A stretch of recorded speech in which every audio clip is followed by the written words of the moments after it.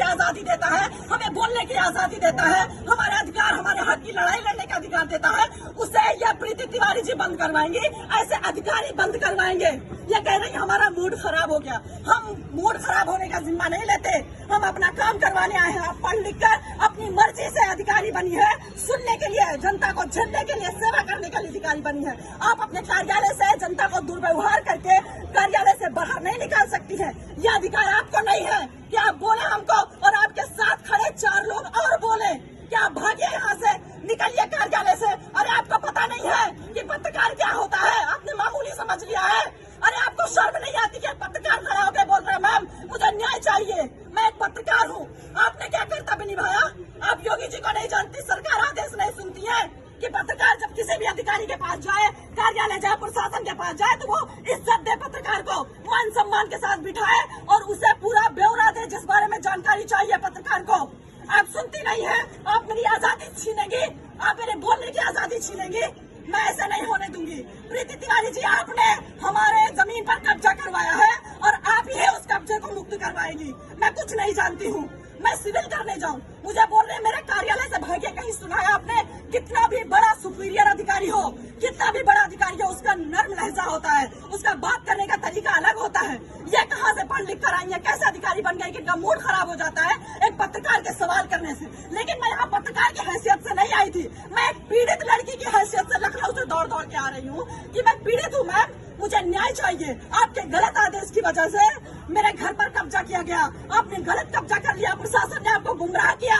मैं बता रही हूँ, मेरी बात सुनने को तैयार नहीं। आप पहले बाहर जाइए, फिर मैं बात करूंगी। आप पहले बाहर जाइए, मेरा मूड खराब हो रहा है, मुझे गुस्सा आ रहा है, मुझे मेरा गुस्सा शांत करिए और मैं सब साक्ष्य दिखाऊंगी आपको। इनका जितना भी रवैया अंदर किया मेरे साथ, जितना भी, यह भूल गई कि मैं पत्रकार बता रही हूँ, लेकिन मैं तुम्हारा कुछ भी कर सकती हूँ। यह भूल गई, इनका सारा रवैया हमारे कैमरे में कैद है। इन्होंने जो बर्ताव पत्रकार के साथ किया, आप सोचिए, अंदाजा लगाइए कि जब ये आम जनता खड़ी हुई, जब इनके पास जाती होगी तो कैसे गूंगे बहरे की तरह खड़ी रहती होगी।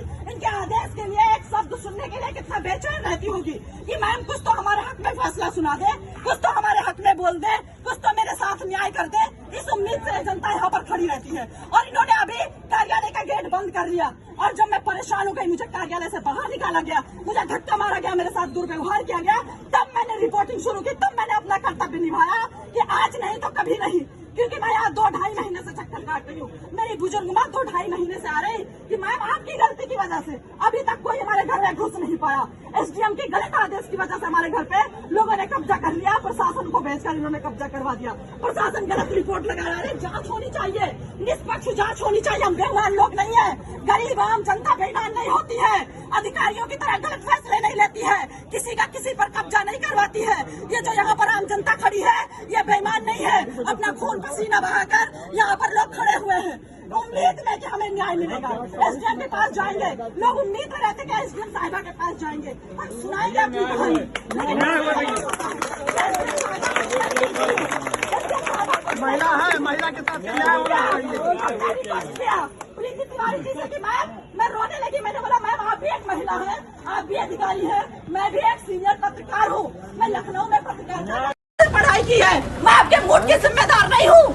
मेरी जमीनी प्रॉब्लम है, आपने मुझे अवैध गलत आदेश देकर कब्जा करवाया, मुझे न्याय चाहिए, मुझे न्याय चाहिए। मैं कुछ नहीं कर सकती।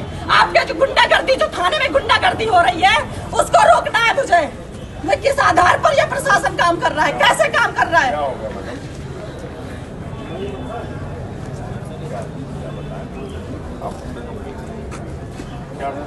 क्या मिलूं मैं सर किसी से? क्या मिलूं? जितने सुपीरियर से मिलते हैं उनका दिमाग, उनका मिजाज उतना आसमान पे रहता है। हमें लगता है हमारे अधिकारी न्याय करेंगे, हम अपने अधिकारियों से बात करें, वो हमारी सुनेंगे।